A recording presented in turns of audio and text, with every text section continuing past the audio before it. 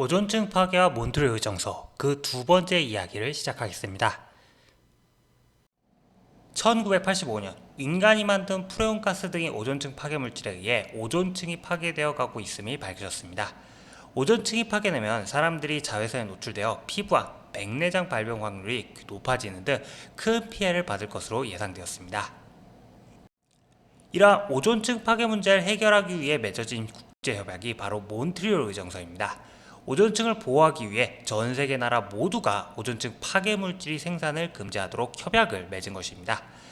유엔 이산화기구 중 하나인 유엔 환경계획이 의정서의 주요 내용을 작성했으며 생산을 금지해야 할 오존층 파괴 물질이 종류와 금지할 때까지 유예 기간을 정했습니다.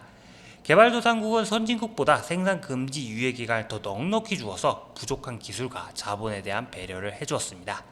또한 규제 물질이 수입과 수출을 금지하고 오존층 파괴 물질 생산 기록을 제출하도록 해 협약을 제대로 준수하는지를 감시하는 등 의정서의 실효성을 높이려고 했습니다. 몬트리올 의정서의 중요한 특징은 협약이 맺어진 후에도 끊임없이 협약의 문제점을 찾고 이를 보완하려고 노력했다는 점입니다. 1987년 몬트리올 의정서가 최초로 채택된 이후 현재까지 5차례의 개정이 이루어졌습니다. 각 개정안마다 새로운 오존층 파괴물질 규제, 생산 금지 유예 기간 단축, 개발도상국에 대한 자금 지원 및 기술 지원 방안 구체화 등 이전 협약에서 부족한 부분을 개선했습니다. 이러한 노력의 결과 몬트리올 의정서는 대성공을 거뒀습니다. 2023년 현재 대부분의 오존층 파괴 물질 생산은 전 세계 거의 모든 나라에서 금지되었으며 그에 따라서 오존층은 회복되고 있습니다. 2060년에서 2070년 정도에는 오존층이 파괴되기 이전의 상태로 회복될 것이라고 예상되고 있습니다. 즉, 오존층 파괴 문제는 현재의 상태를 유지하기만 한다면 완전히 해결된 것입니다.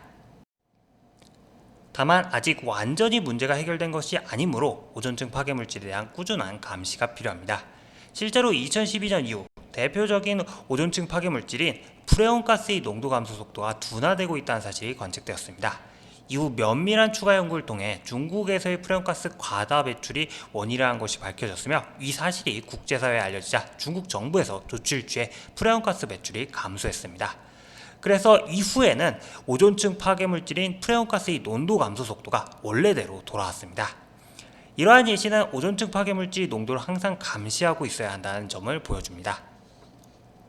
몬트리올 의정서는 전 지구적인 규모의 환경 오염 문제를 전 세계 대부분의 나라가 힘을 합쳐 해결한 세계 최초의 사례입니다. 매우 어려운 과제였지만 오존층 파괴 문제에 대한 크나큰 위기감 때문에 거의 모든 나라가 힘을 합칠 수 있었고 여기에 개발도상국에 대한 배려와 끊임없는 개정을 통한 협약의 문제점 보완을 통해 이 문제를 해결할 수 있었습니다.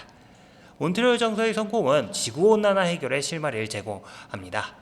몬트리올 의정서처럼 지구온난화 문제도 전 세계 모든 나라의 협력과 개발도상국에 대한 배려, 개정을 통한 문제점 보완을 통해 해결할 수 있을 겁니다.